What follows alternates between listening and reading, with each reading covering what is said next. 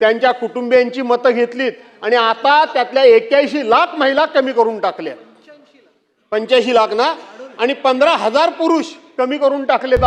या देशातल्या प्रत्येक नागरिकाच्या नावावर अर्धा एकर जमीन असेल तरच तो शेतकरी म्हणून व्याख्येमध्ये बसतो, नियमामध्ये बसतो, कायद्यामध्ये बसतो. तुम्ही अर्धा एकर जमीन महिलांना द्याल आणि मग मामा वा मामा वा मामा वा मामा वा मामा.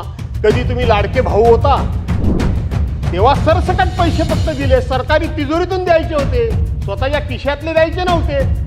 आणि सरकारी तिजोरीतून पैसे देऊन मतं मात्र आपल्या पदरात पाडून घ्यायची होती. ते म्हणतात तुम्ही दीनदयाळ वगैरे बोललात नाही असं. अध्यक्ष महोदय, आणि म्हणून माझा मुद्दा हा आहे अध्यक्ष महोदय, की महिलांना पुढे नेणं ही तर काळाची गरज आहेच. ती पुढे नेण्याचं काम आपण करतोच आहोत.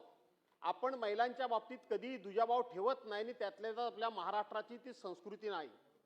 महाराष्ट्रामध्ये मी अनेक वेळा सांगितलंय, ते कोकणाचं सांगितलंय, ते पुन्हा एकदा सांगतो की महाराष्ट्रामध्ये आणि विशेष करून ज्या कोकण प्रांतातून मी आलेलो आहे त्या प्रांतामध्ये घरामध्ये मुलगी होऊ दे नाही तर मुलगा होऊ दे, तोच आनंद.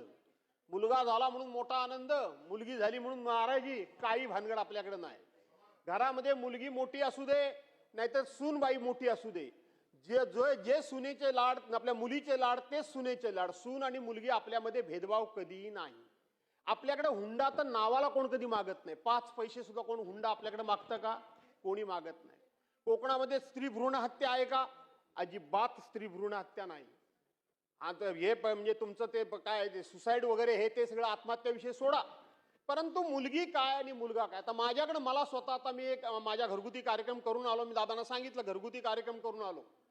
मला 9 नाती आणि 4 नातू.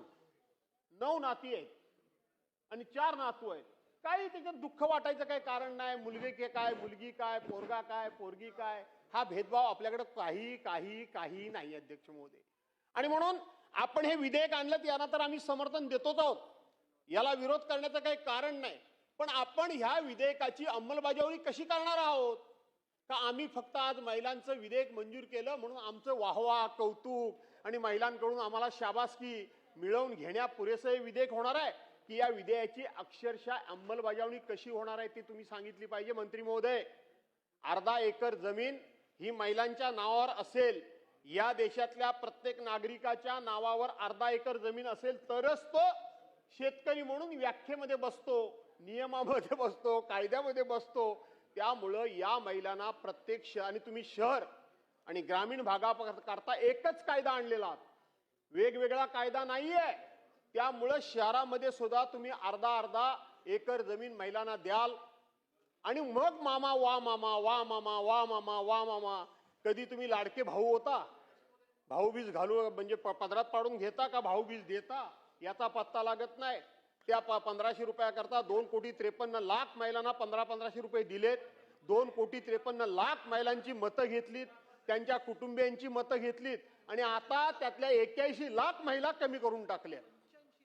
85 लाख ना, आणि 15,000 पुरुष कमी करून टाकले. आणि आता तुम्ही त्याच्यावर काय सांगता की त्यावेळेला कागदपत्र योग्य प्रकारे भरून घेतली नाहीत. तेव्हा निवडणूक होती डोळ्यासमोर, तेव्हा सरसकट पैसे फक्त दिले, सरकारी तिजोरीतून द्यायचे होते, स्वतःच्या खिशातले द्यायचे नव्हते. आणि सरकारी तिजोरीतून पैसे देऊन मतं मात्र आपल्या पदरात पाडून घ्यायची होती. आता तसंच काय होणार आहे का मामा?